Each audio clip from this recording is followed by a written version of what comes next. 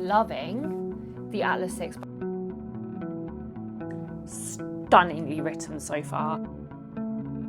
So for like the first time ever, I have a Saturday to myself. I actually can't remember the last time I had a Saturday to myself.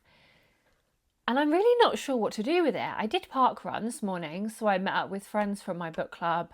There was 3 of us. We did our park run. I will say it's turned into more of a park, a lightly jog and natter, as opposed to a park run. But still, I'm very happy that I did it. I know that we don't necessarily need to like earn rest. That's very much a productivity, hustle culture mindset. But I do think I have earned a little treat.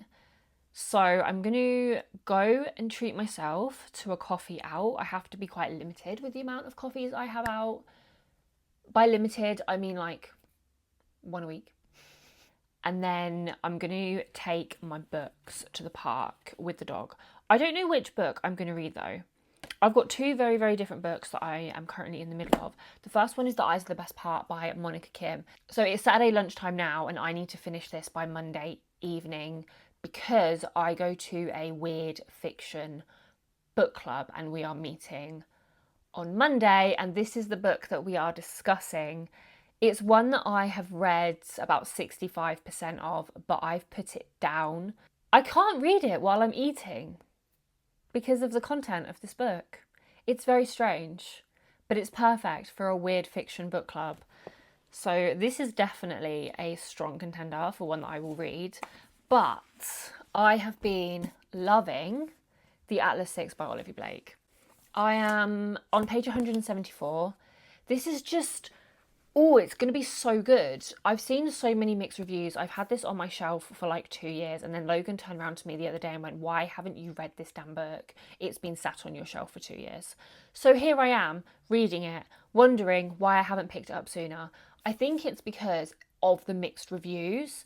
And even though that we shouldn't internalize other people's opinions, I still end up listening to other people's reviews about books, especially when it comes to book talk. So these are the 2 books that in reality, I'm probably going to bring both.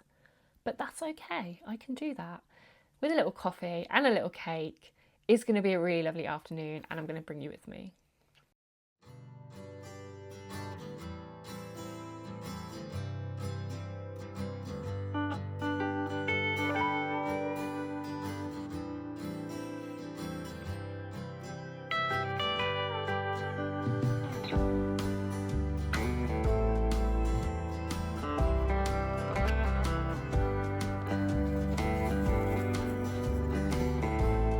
That's not for you.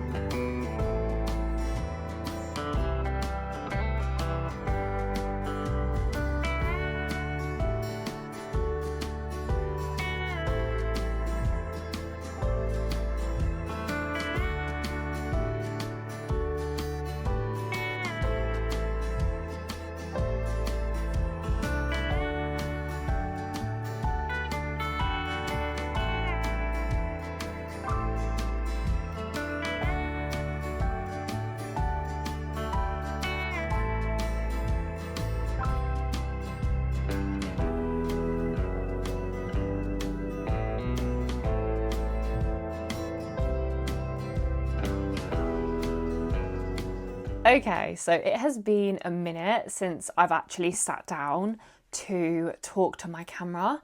Well, my phone, let's be real here. And I have some updates, like particularly reading updates. I have finished the Atlas 6, and I actually finished this literally a few days after I filmed that last clip. I loved this book. There was just something about the vibes. Yes, the characters are so pretentious, but I did not mind.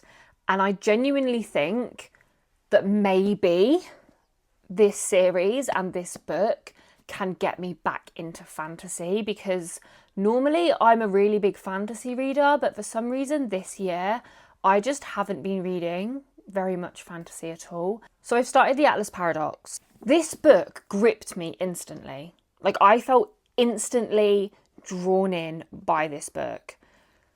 I'm about 35% of the way through this one. And please tell me why this just feels so slow. Like, this just feels so slow. Nothing happened in this book until we got to around 30%. I don't know. This one just there doesn't seem to be that much happening in this book, which is weird considering a lot of the world building was done in this book. So I don't know.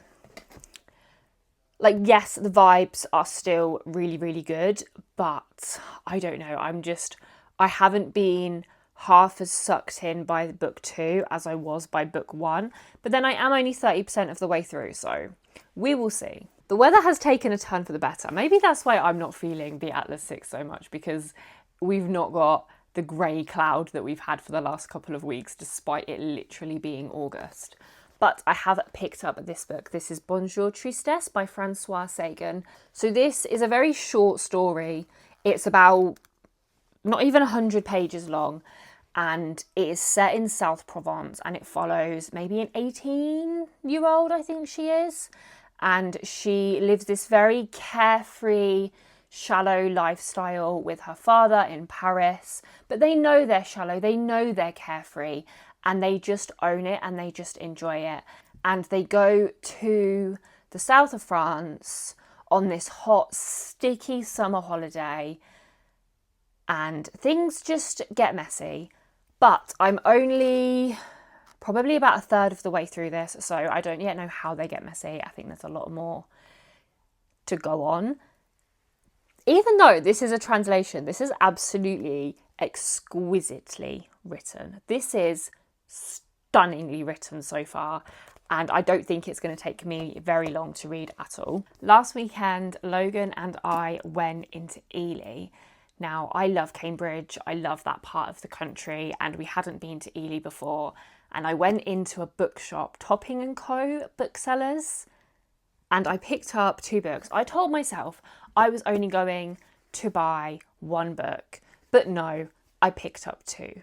The first book I got is my first ever Clarice Lispector. I keep seeing her name everywhere. I keep seeing Clarice Lispector's name everywhere, and I have not yet picked up one of her books. And this, I believe, is her debut. This is Near to the Wild Heart, and I know absolutely nothing about this book other than I've seen that the author is so highly regarded as an absolutely incredible writer. So I'm excited to try my first ever Clarice Lispector. And then I also picked up the book that I want to take on holiday with me at the start of September, which I'm very excited about. And that is Hot Milk by Deborah Levi. I don't know how you pronounce her name. This is set in Spain, and we are going to Spain, and it's a shorter book. We're literally in Spain for about 48 hours. I'm going to be real, I don't know very much about the plot of this book. I think it's a mother and daughter duo. They go to Spain so the mum can have like medical treatment, but I don't think we know what the medical treatment is for. And there is no actual blurb on the back. It really, really annoys me when books don't actually have a blurb on the back. Like, how am I supposed to know what this is about? But yeah, I really wanted to take a book with me to Spain that was set in Spain. So this is the book that I'm going to take on holiday with me in a couple of weeks' time.